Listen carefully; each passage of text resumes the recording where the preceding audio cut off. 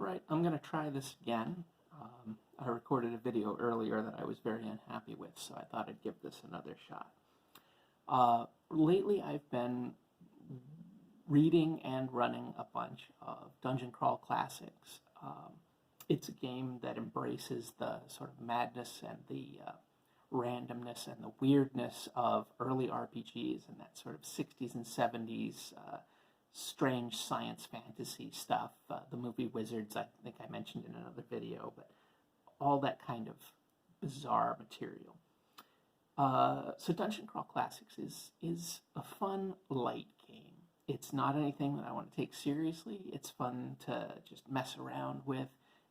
As a player, when I got a chance to try it last year, it was really more about watching what crazy things would happen to my characters next, less about worrying about motivation and what deep-seated stories my character might have and all that sort of thing. That stuff is fine in Dungeon Crawl Classics, but it's really about running your characters into really insane situations and watching them get destroyed. It's light. It's entertaining. It's like the fantasy equivalent of paranoia almost. The rules themselves design the world to be very fickle, so life and death is easy either way. Anyhow, embracing that idea, I have been using some tools that I've recently found and come across to work on increasing my breadth of strangeness. I like to break out of my comfort zones storytelling-wise. Typically I do a lot of rules-light games, a lot of mystery and exploration, and maybe a little more serious and character-driven, that sort of thing. But I've been trying to get a little bit more wild and weird with the DCC stuff that I've been working on. So recently I acquired this fantasy tome of lists by James Cato, if I'm saying the name right. There. I acquired that as well as the follow-up Fantasy Tome of Lists 2. I first came across the books because I had found these science fiction codex of lists 1 and 2. I was working on a science fiction solo game, which I ran with some success using this for myself back in the early days of the pandemic. Anyhow, I added these to my collection to kind of help add little details and flourishes to the game, and then I started using them as inspirations for ideas and left turns that I might not have put into a game otherwise. I also picked up this random tables for cities and towns. This I've been using a little bit, not as much as I'd like actually, but I've been using a little bit to expand little details, add little bits of color. I probably will be using this more if I do get around to running some Lankmar, which is something I'd like to do in the future, hopefully, but I haven't been able to do that yet. And I also found some more good, useful charts in these Gong Farmer's Almanac books, which are all DCC fan-made material that you can get free as PDFs or at cost, essentially printing cost and shipping cost from Lulu Print on Demand. They're interesting. They really range all over the place. Some of the stuff is going to be very useful for me. Some of the stuff I read, laughed, and moved on and will not be going back to. Anyhow, using these books, I was just messing around and came up with some odd ideas, so I thought I would talk a little bit about that. The Fantasy Tome of Lists 2 has a section called Adventure Name Generator, which I find especially fun. You roll on 3 columns, and it gives you, the something of the something something, and you can take that to come up with your core idea of what adventure you might want to write. So I rolled up a few before I started the camera here, and I had the sewers of the unholy deities, the castle of the cursed whirlpool, and the fortress of the foul undead. I was like, okay, sure. Those are pretty good. Those all sound like they could be fun.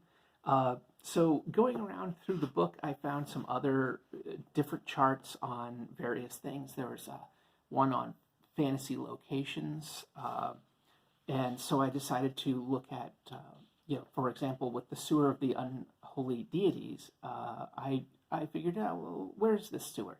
And I rolled up on this locations, on the fantasy locations I read, rolled up Armageddon Fields, which it talks about being a place where the spirits of the dead from some ancient battle will rip intruders apart and that sort of thing. So I got to thinking, well, what if there was this ancient battle which left its spiritual mark on the land, and then somebody came and built a city on it, a la Poltergeist. And so down in the sewers, when people dug out the sewers, they unleashed this sort of evil. So now the sewers themselves are haunted with all this ancient violence. And so I got to thinking about, well, who was this war between? And that's when I hit on the idea that it was between old gods of chaos, trickery, and madness who butchered each other and died, and their blood stained this soil. That got me to thinking, well, there should be warping effects. So I went in and, again, using charts in these books, I looked at some chaos effects, and I got thinking, like, okay, well, you could have a D6 roll to find out what sort of, what mutations or variations or chaos effects would happen when people enter the sewers. And maybe you would tie this into finding a certain thing or passing a certain gate or spending a certain amount of time in there. Maybe somebody would have to roll to see if they could resist the change, and then you could roll out a d6 to see what happened. And I came up with 6 effects that I kind of enjoyed. One was an item or a person would shrink. Another item or a person would grow. And it was fun that those both rolled up. I also really like this one. The person becomes two-dimensional.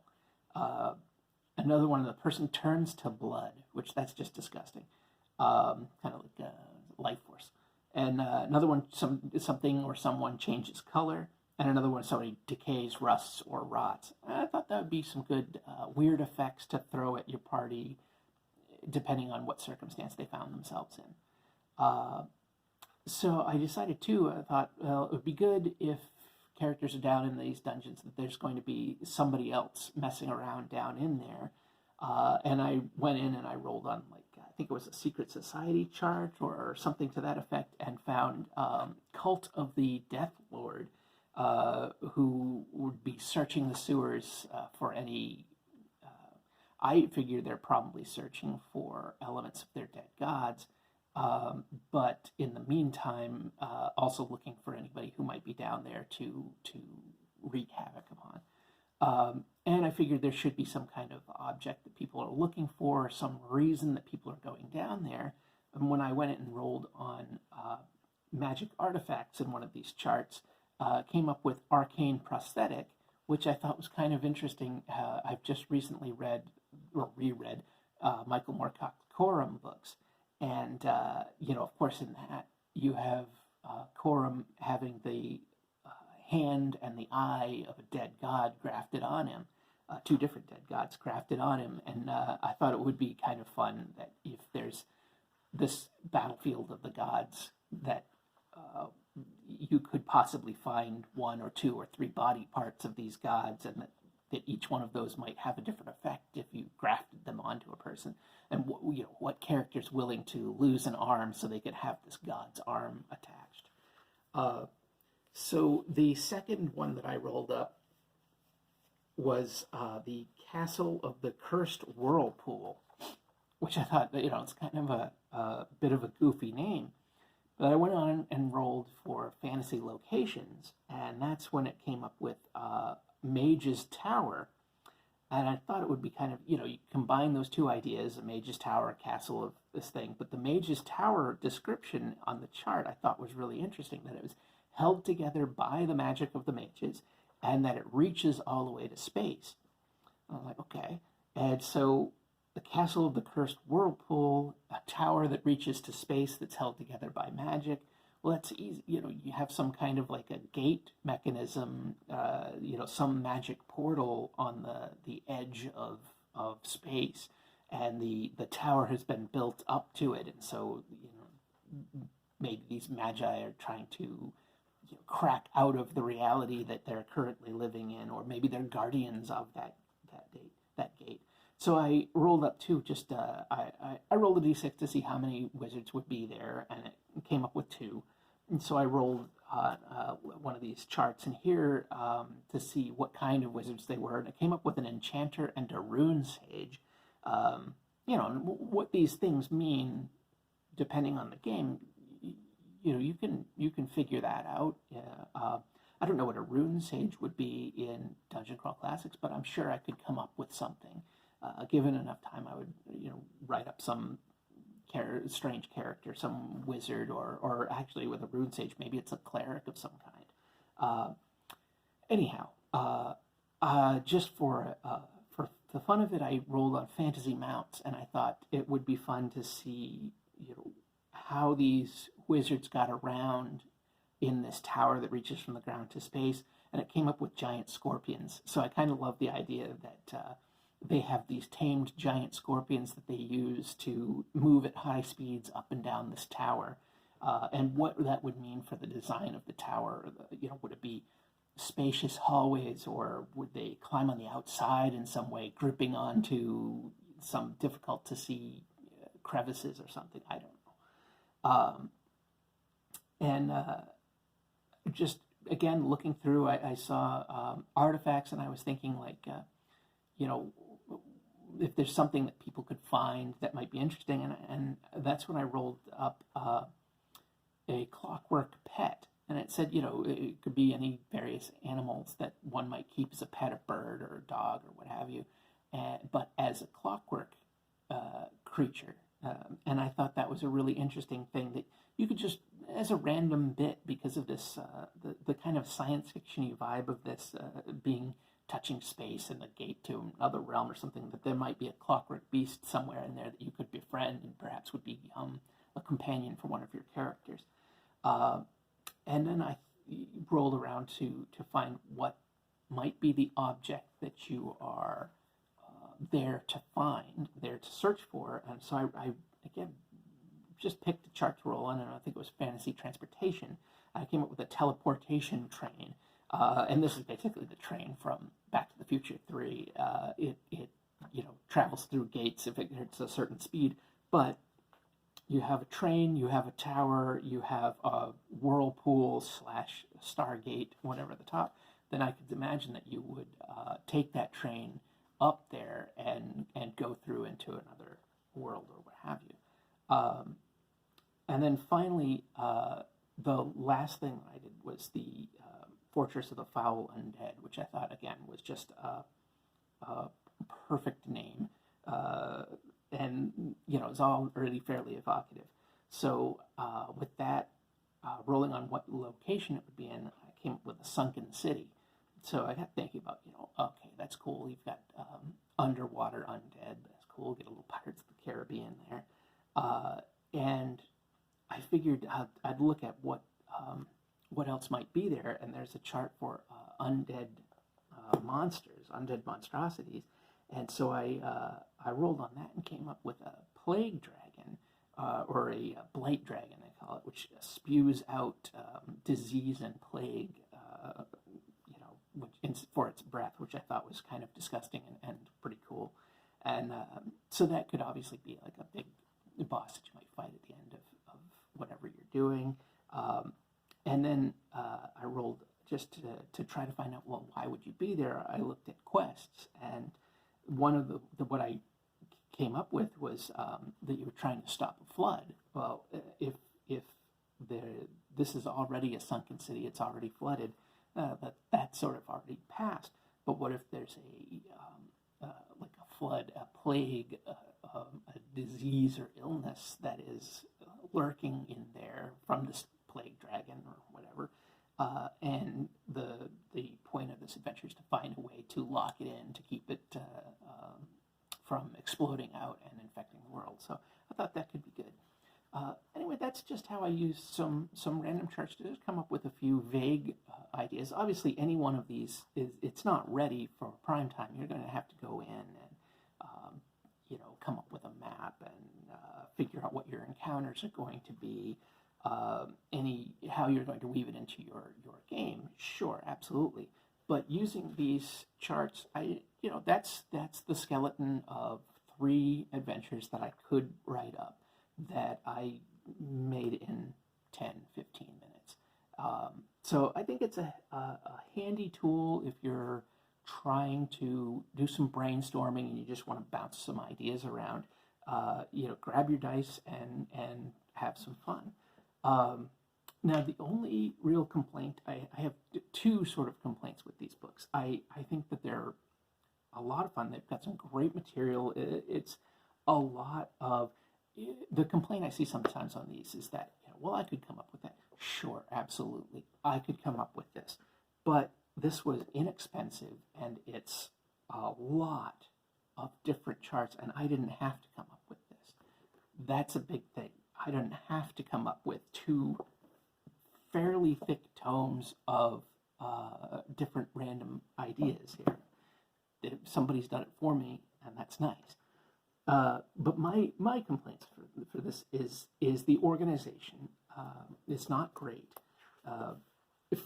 Just as a prime example, these are both titled Fantasy Tome of Lists, and yet there's a whole series of charts: fantasy feats, fantasy flaws, fantasy genres, fantasy jobs and professions, and it goes on and on and on. I know they're fantasy. That's what the book is. These should have just been, I think, under whatever they are. Drop the fantasy and just say skills, societies, quests, mounts. That would have been so much easier when I'm looking for what these are. And that's the case in a few different, maybe things like magic artifacts and magic arrows. Maybe having magic in there makes sense. Okay, sure. But the fantasy definitely should be removed, and then they should be re-alphabetized. Sometimes the names of the charts don't make a lot of sense. So there's been a couple of times where I've tried to find one I know is in here, but I could not remember what it was called, and that was a little frustrating. But still, nonetheless, handy tools to have. I think if you're preparing a session, I would recommend just browsing some of the lists and rolling up a few things to add some details into whatever your encounters are for that evening, or the location. Maybe you just want to add a little bit of color to that location. There's some handy charts for just doing that. One also that I really enjoyed, and I'll never find it again. It was actually, I think it was the chart that I couldn't find the first time. Oh yeah, no, here it is. Party member relationships. It's just a bunch of things that you can roll on, and so you've got, say, 5 or 6 people. Just go around in a circle and roll, and person 1 went to school with person 2. Person 2 was in the army with person 3. Person 3 was married to person 4. Person 4 was childhood friends with person 5. And so it weaves people together in a way, again, especially in a game like Dungeon Crawl Classics, where background isn't maybe the strong suit of the game, but it's a good way to make your level 0 characters have a connection to each other. Why are they all here together? Well, because this is my brother-in-law and this is my old army buddy. So I think that can be a fun little twist on things. And so my last other sort of little gripe, I shouldn't do too much, but my little gripe with this is it does use the D50, which is just one that I do not like. Now, I understand sometimes there's things like the D300, where you take and you roll a 100-sided die, and you roll a 6-sided die along with it, and a 1 and 2 is the first 100, 3 and 4 is the second 100, and etc. That's fine, I guess. I'm not a big fan of that. I think I'd rather have those D300 charts broken up into 3 100, D100 charts. The D50 charts, I just don't like them. Again, if you could combine them into a D100 in some way, or just come up with another 50. I mean, obviously that's a whole thing, but I don't care for the D50. That's just a personal thing for me. So those are really my only two problems there. Again, there's lots of these sort of resources out there, random charts and things like that. I like these particularly because you get a lot of bang for your buck. They're like $12, and there's a lot of content in them.